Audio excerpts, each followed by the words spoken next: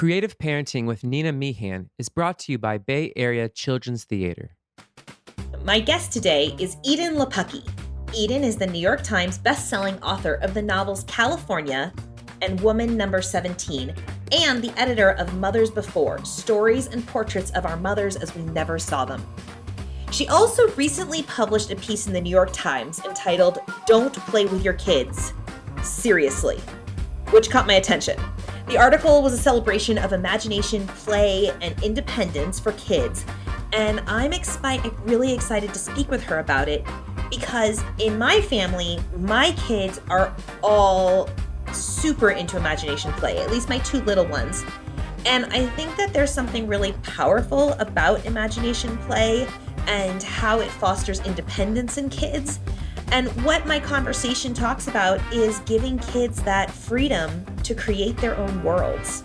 And that seems awfully powerful to me. So I hope you enjoy today's interview.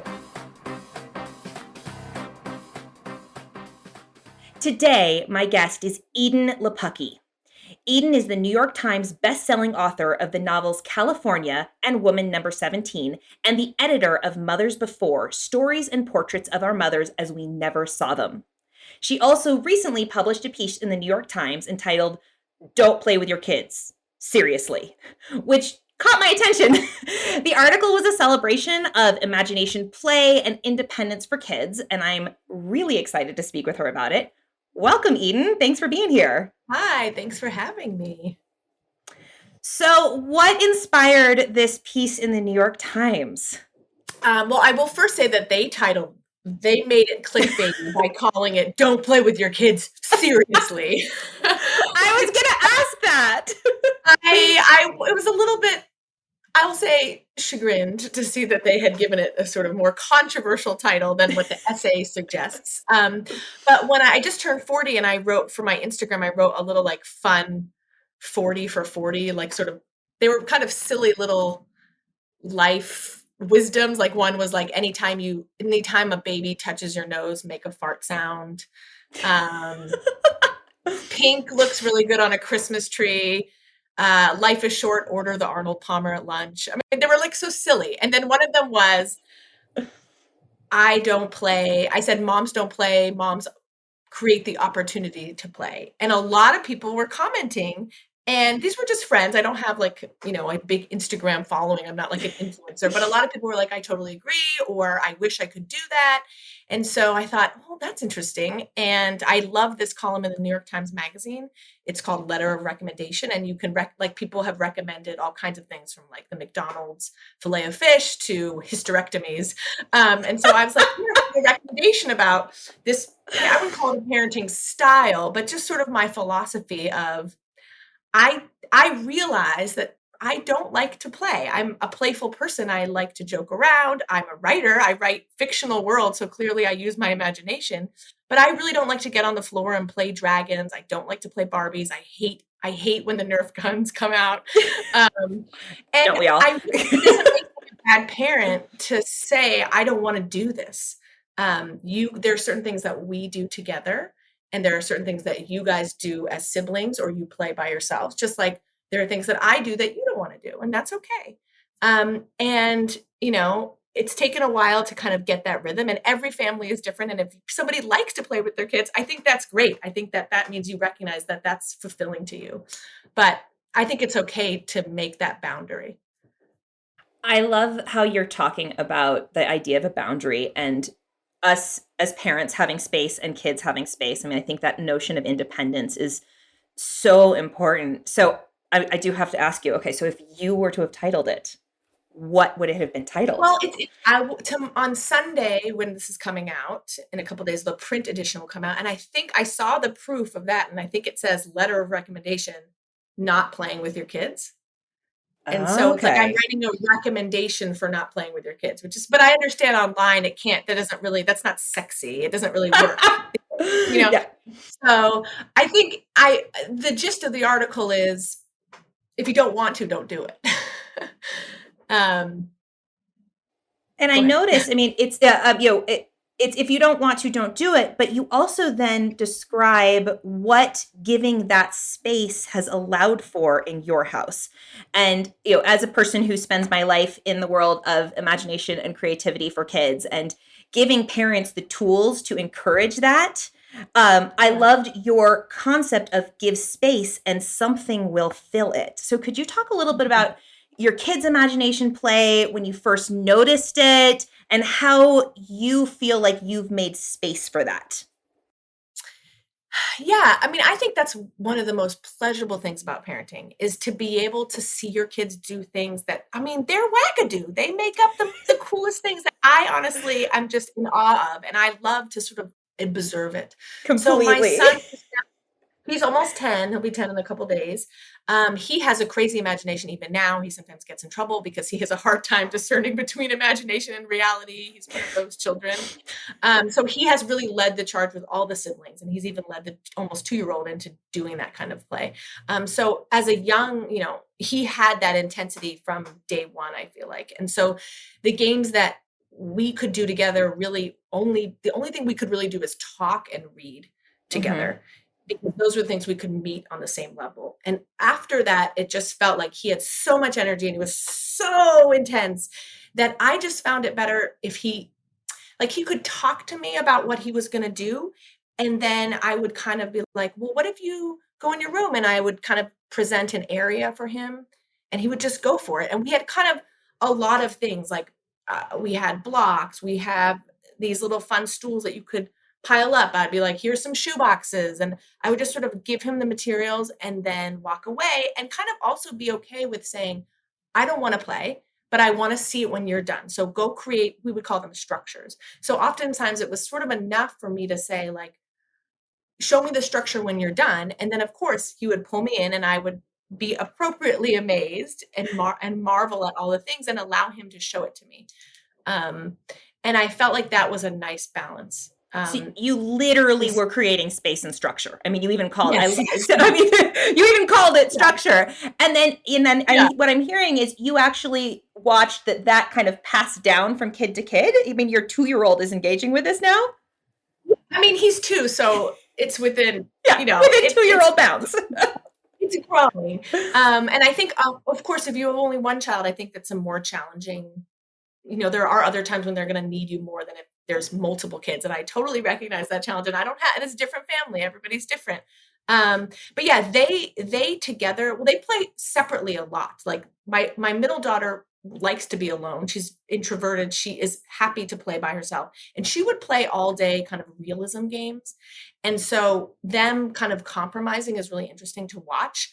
But once they hit upon the game, they are in it. They are totally in it. And you can just hear them, just the way that they converse, converse the world is so cool.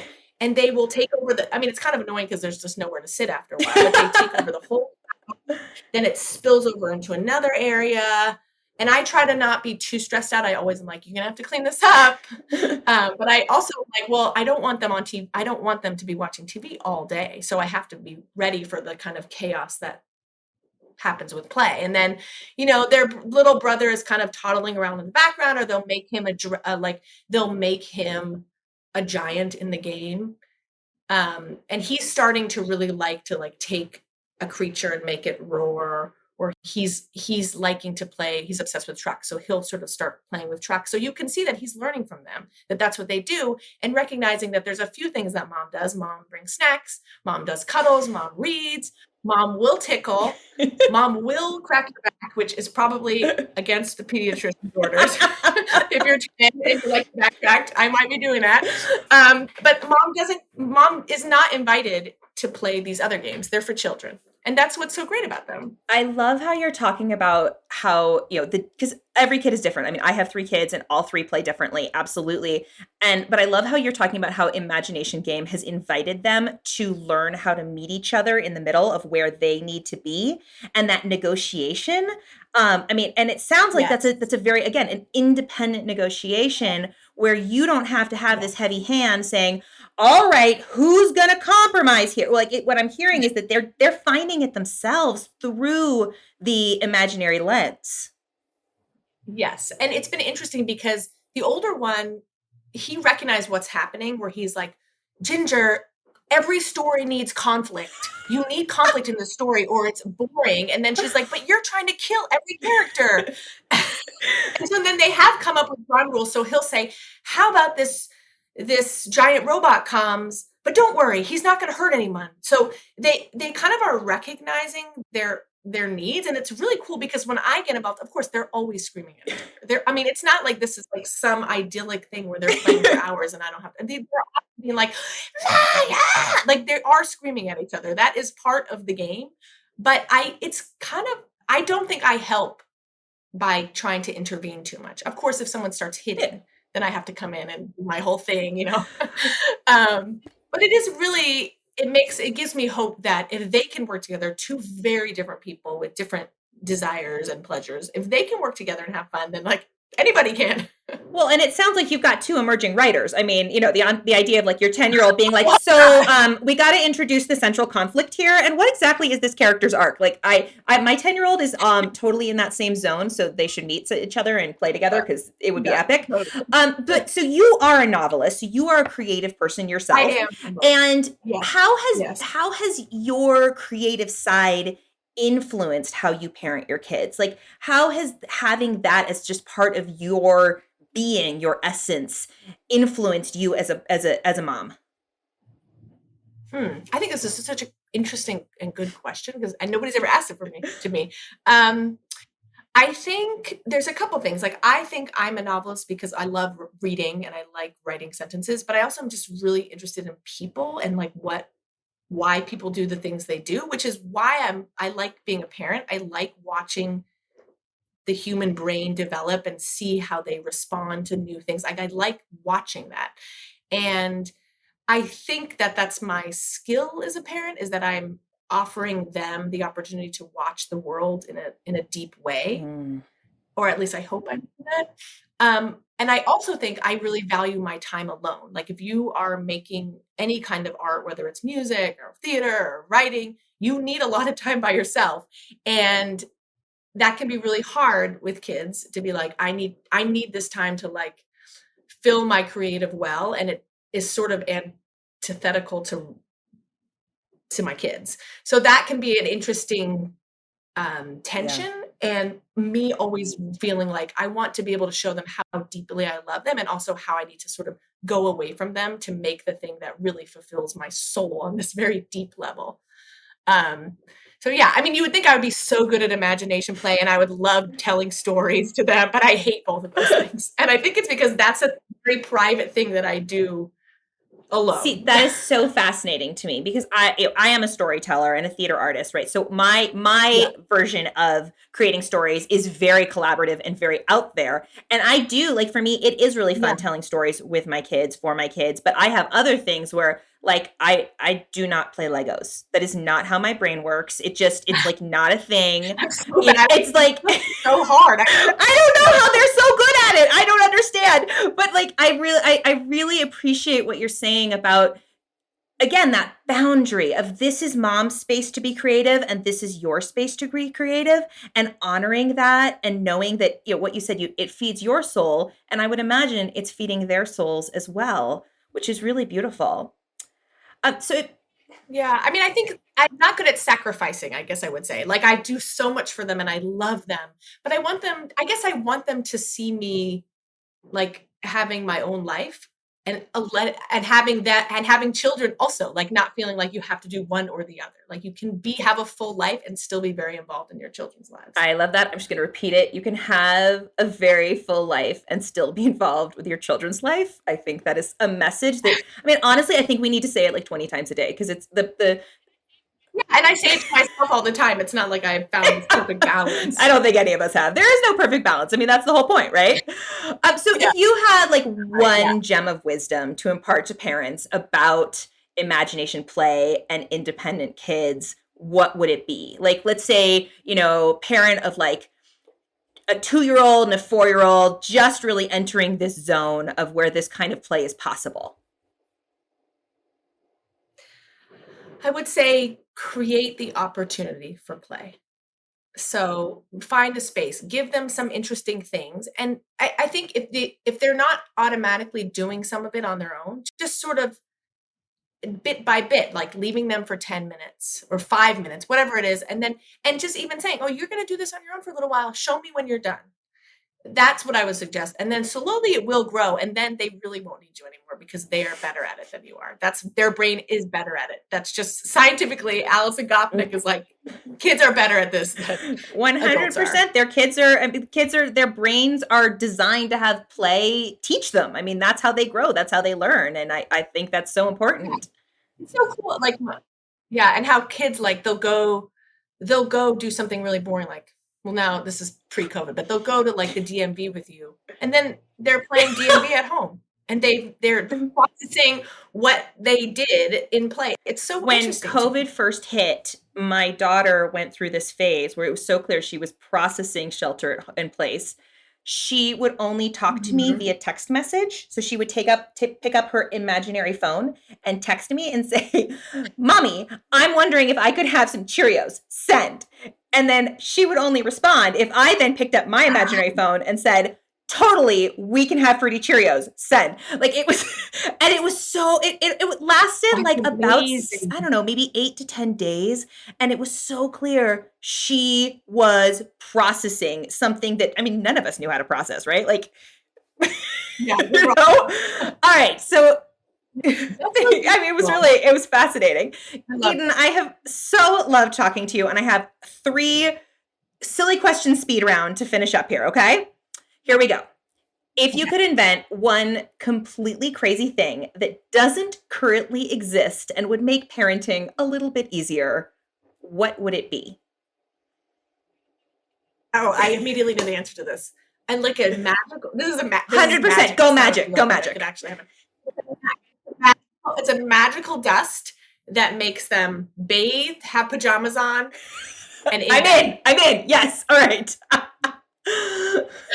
I don't actually mind giving a baby a bath, but like the whole bedtime process is like, especially during COVID where there was never a night where you were not doing it. I was like, oh my God. All right, magic dust, bedtime, done. I love it. What is the first creative product that you can remember feeling inspired by or connected to?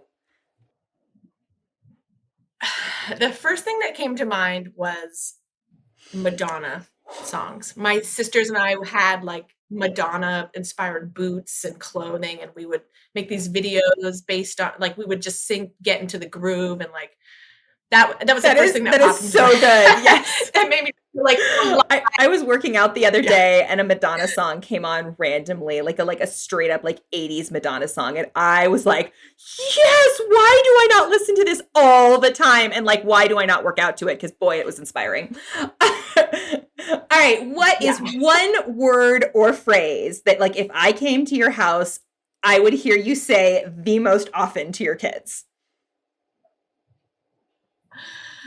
Probably the main one is we just ate lunch, or like be hungry again. Because I feel like I'm just like a parade. There's like a parade of snacks starting right after breakfast all the way. Do you get the request for lunch at like 9:30 a.m.? Is that a thing in your house? No, actually, they're not really interested in meals. They're like lunch, but they just want the snacks. The smorgasbord. So I feel like that is and I would say I love you. I'm a pretty big speaker of like I love you, give me a kiss. And then also I have to, when I'm like really frustrated, to say, I'm done. And I like, that's my like, I can't do this anymore. I love it. Talking about boundaries, talking about imagination. Edan, I'm so delighted to have had a moment to chat with you about your creative process, about your kids, about independent imagination play. Is there anything else you want to add in for our listeners? No, I don't think so. Thank you so much. I forgot to tell you that, I lived in the Bay Area with my oldest for a while. So I've been Bay Area Children's Theater? Yay! Children's Theater. We saw, to Frog and Toad. We saw a few. My husband and I were trying to remember. Oh, well, that makes me so happy. Exciting. And, all of the imagination play, you were talking about going to, having them play DMV. One of the things that we love about kids coming to see our shows is when parents come and tell us stories of, oh yeah, we saw this show and then they came home and played, Frog and Toad for a week. They Entire play, reenacted yes, the whole moment by play, moment. yeah. Well, thank you so much, and I really appreciate your time. Thanks.